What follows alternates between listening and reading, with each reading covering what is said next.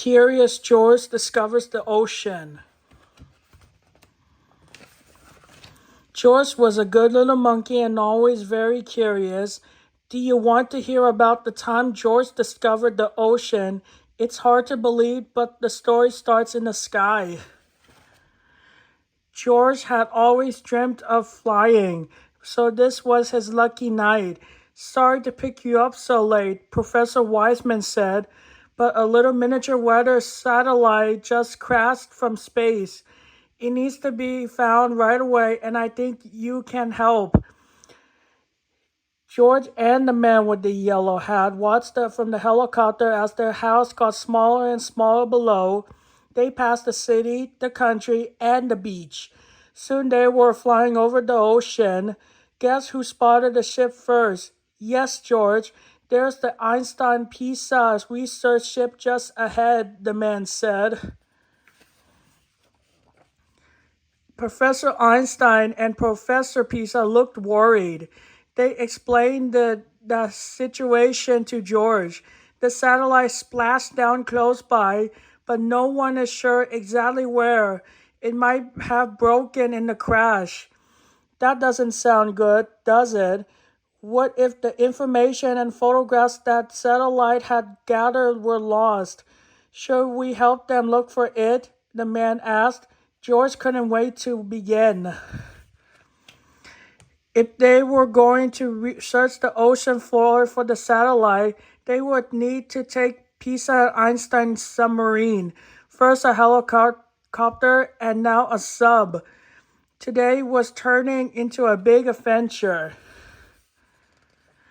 What do you think George saw through the sub's windows? There were so many things to look at. Fish, plants. Okay, George, the man said. Keep your eyes peeled for the stat satellite. George tried to pay attention. Soon the submarine's sonar began to beep. Have they found the satellite yet already? That's not a satellite, George, Professor Wiseman said. Look, the sonar had found a giant sea turtle. It wasn't long before the sonar found a real satellite. We're getting close, Professor Wiseman said, but hold on, we have a problem. The satellite is inside that coral reef. Oh no, there was only one way into the reef through a tiny passage. The sub was much too big to fit. George was so disappointed. The team returned to the research ship to make a new plan. If the sub was too big to get into the reef, they need something smaller. Do you have any ideas?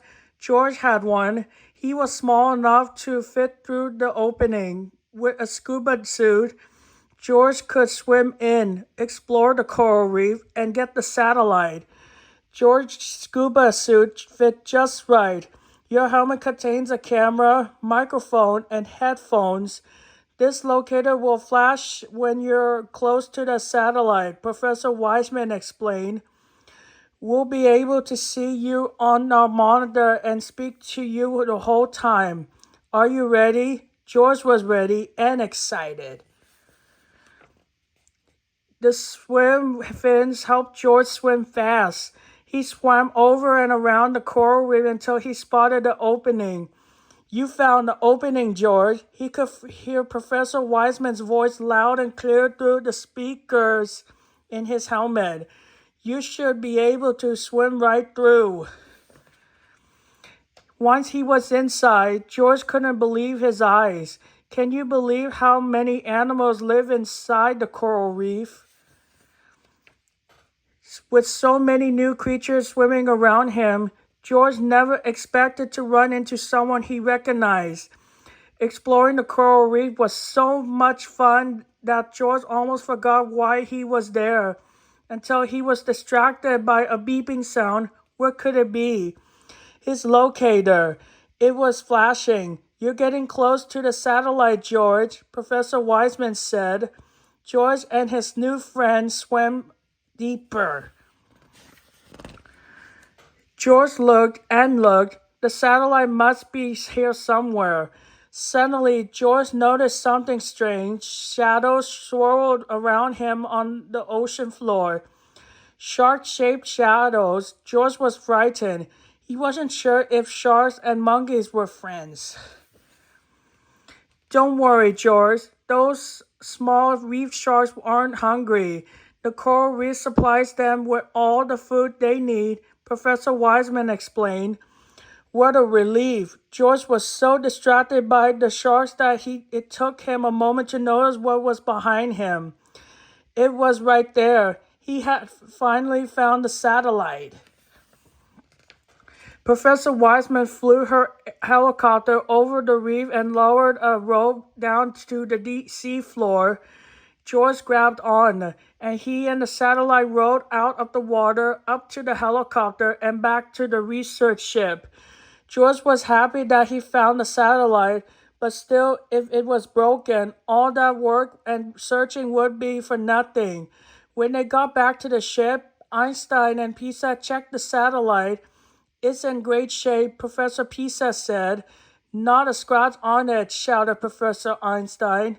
The research was saved, all thanks to George. Ahoy, George! They called him from the ship.